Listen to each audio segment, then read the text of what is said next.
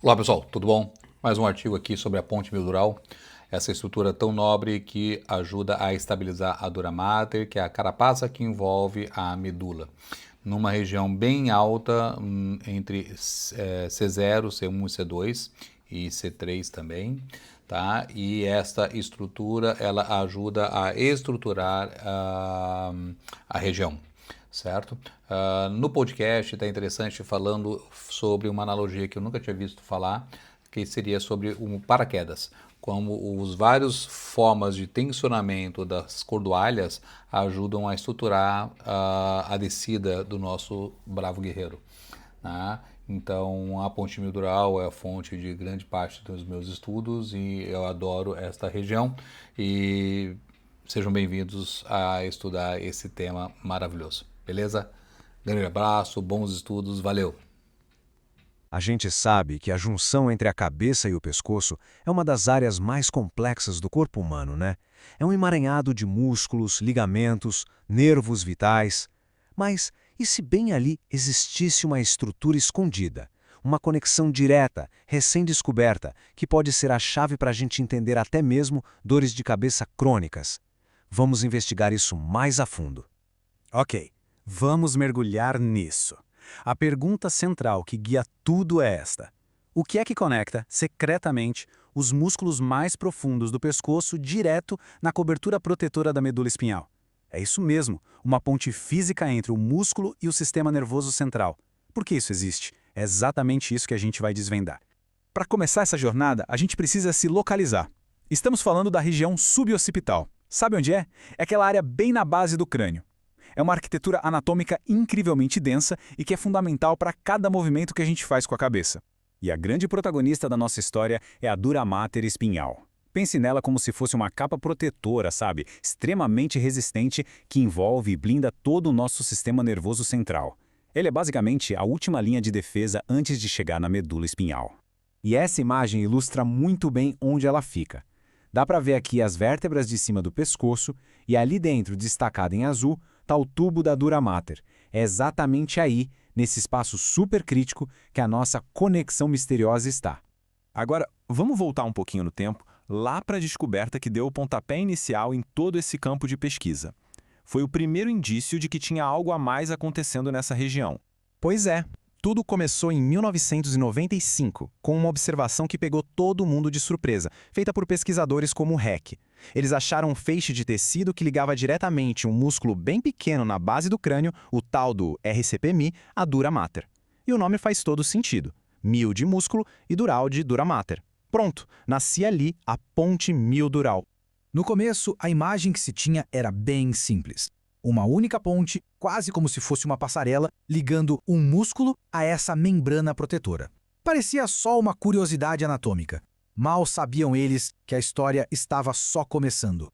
Porque, como acontece muitas vezes na ciência, assim que outros pesquisadores começaram a olhar mais de perto, o cenário todo ficou bem mais complexo e muito mais fascinante. Logo depois, outros estudos começaram a achar mais pontes. Não era só um músculo. Outros ali da vizinhança, como o reto posterior maior da cabeça e o oblíquo inferior, e até o ligamento da nuca, também tinham suas próprias conexões. Aquela passarela solitária, de repente, parecia mais um cruzamento bem movimentado. Isso, claro, levantou a grande questão que impulsionou a pesquisa que a gente está analisando hoje.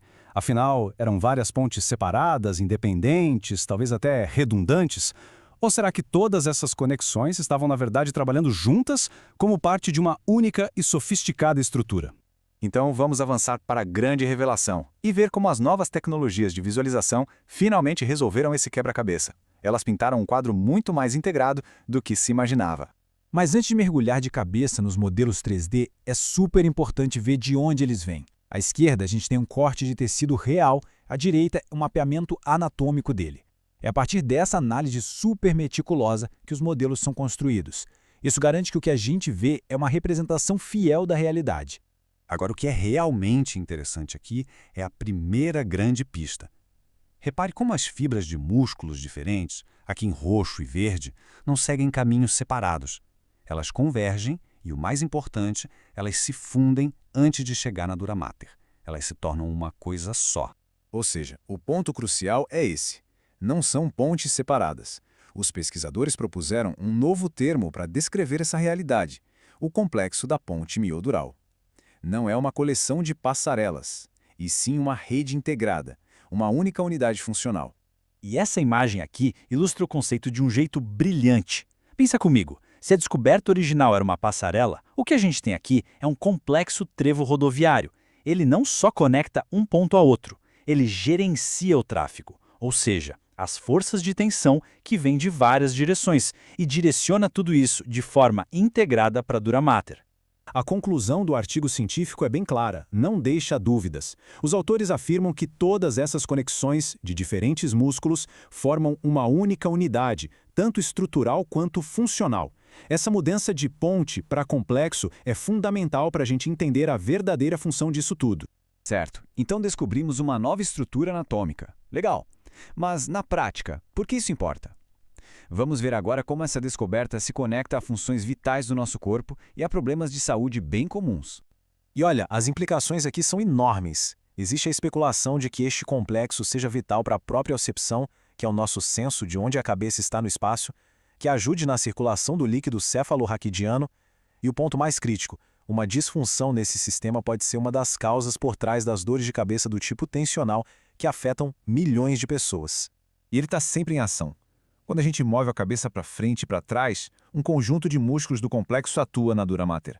Quando a gente inclina a cabeça para o lado, outro músculo entra em cena, e na rotação, um terceiro grupo é acionado. Cada movimento da cabeça usa essa rede de um jeito muito preciso. Resumindo, o propósito de toda essa engenharia é o gerenciamento de forças. É um sistema super sofisticado para garantir que a tensão dos músculos do pescoço seja aplicada de maneira controlada e precisa na Dura Mater a cada momento. Isso tudo nos deixa com uma pergunta provocadora.